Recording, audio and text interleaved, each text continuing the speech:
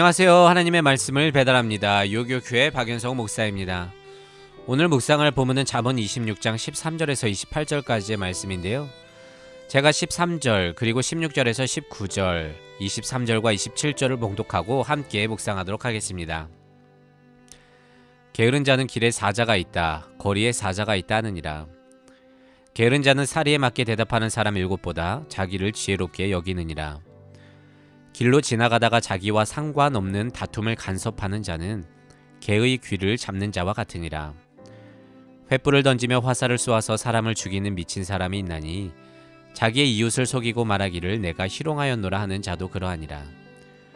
온유한 입술에 악한 마음은 낮은 은을 입힌 톡이니라.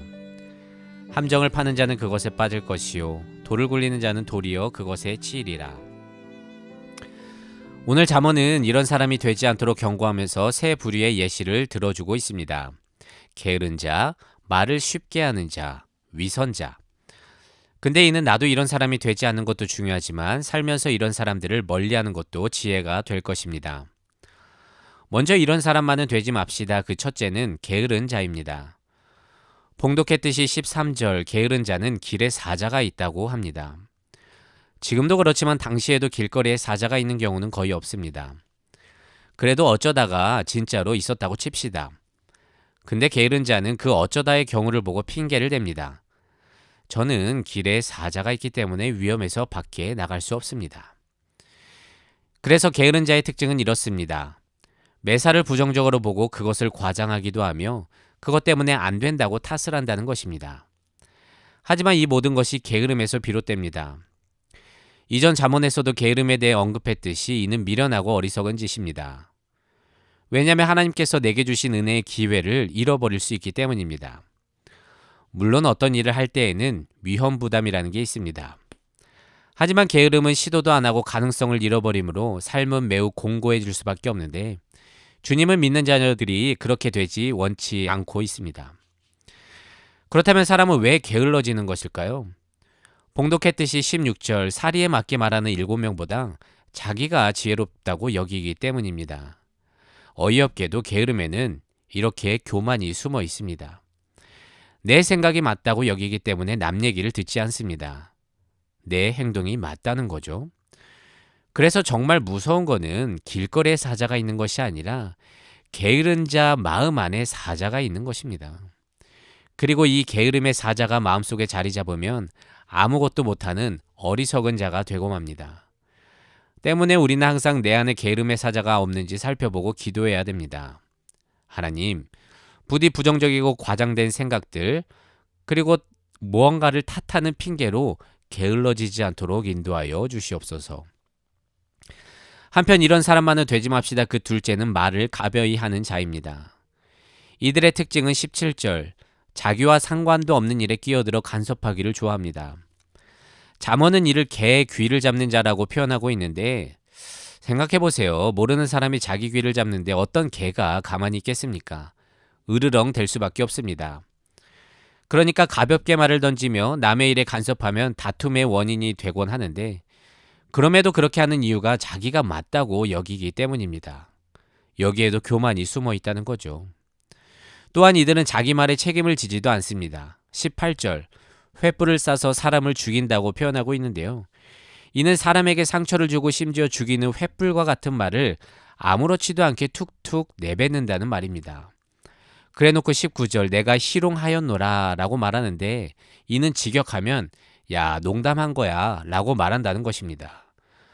그래서 이들은 횃불을 던져놓고 장난인데 뭘 그래 라고 하면서 상대를 소심한 사람으로 몰고 가는데요. 여러분, 사람은 제각각입니다. 작은 돌에도 개구리가 죽을 수 있듯이 나의 말과 장난으로 인해 누군가는 크게 다칠 수도 있는데 말을 가볍게 하는 자들은 자기 위주로만 생각해서 자신이 한 거는 생각도 못하고 그걸 수용하지 못한 남 탓을 하면서 자기의 언행을 잘 고치려 하지 않는다는 것입니다. 자기 논리가 맞다는 것이죠. 하지만 그건 잘못된 것입니다. 그래서요, 혹시 살면서 당신은 말이 좀 세네요. 당신 말 때문에 상처받았어요. 라는 말을 들어본 적이 있다면 한 번쯤은 자신을 진지하게 돌아보기를 원합니다. 왜냐하면 그게 신앙생활이기 때문입니다. 다시 돌아와서 이런 사람만은 되지 맙시다. 그 셋째는 위선자입니다. 이들의 특징은 봉독했듯이 온유한 입술에 악한 마음을 가지고 있는데 그 모습이 마치 낮은 은을 입힌 토기, 즉 은으로 도금한 것 같은 사람이라고 표현하고 있습니다. 도금을 하면 좋고 귀하게 보이지만 그 얇은 도금은 시간이 지나면 벗겨지고 결국에 그 토기는 지저분해져서 쓸모가 없어집니다. 세상에는 참 위선자가 많습니다. 근데 겉에 있는 그 은도금 때문에 이들을 쉽게 알아차리기가 쉽지 않습니다. 그래서 우리에게 필요한 것은 분별력입니다. 진실을 보는 지혜라는 것이죠. 하지만 그런 위선자들이 때로는 세상을 더 잘 사는 것처럼 보여지기 때문에 속상하고 낙심될 때가 있고 부러워할 때가 있는데, 그럼에도 불구하고 그렇게 하지 말 것은 27절, 함정을 판 자는 스스로 그것에 빠질 것이다. 즉 자기 뜻대로 잘 사는 것 같지만 세상의 주인 되신 하나님의 심판이 있을 거라는 말입니다. 그래서 저렇게 살아도 잘 살 수 있구나 하면서 나도 저렇게 살아야지 라고 생각하지 말길 바랍니다. 근데 오늘 말씀은요, 어찌 보면 너무 당연해 보이는 것들인데요, 저는 그래도 조금 찝찝했습니다. 왜냐하면 우리네 삶 속에서도 조금씩 보이는 모습들이기 때문입니다. 우리는 게을리기도 하고 때로는 말을 쉽게 던지기도 하며 사람들 앞에서 위선을 떨 때가 얼마나 많습니까? 하지만 이는 말씀을 통해 알 수 있듯이 내부적으로는 나 자신은 물론이고 이웃들에게도 해를 입히는 행동이고요, 외부적으로는 하나님의 이름을 더럽히는 비신앙적인 모습임을 깨닫습니다. 그래서 오늘 잠언의 권면을 다시금 마음속에 깊이 새기고 그리스도인으로서 어떻게 살아야 할지 나를 돌아보면서 우리 이런 사람만은 되지 맙시다 라고 결단하기를 원합니다.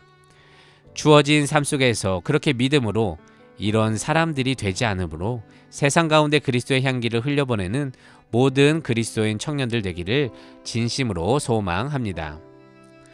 말씀을 묵상하며 내 삶에 적용하기를 원합니다. 게으름, 말을 가볍게 하는 것, 위선, 이 셋 중에서 나는 어디에 취약한 것 같습니까? 내 삶을 돌아보고 부족한 부분을 보완하기 위해서 내가 삶에서 실천해야 할 신앙적인 모습에 무엇이 있는지 구체적으로 생각해 봅시다.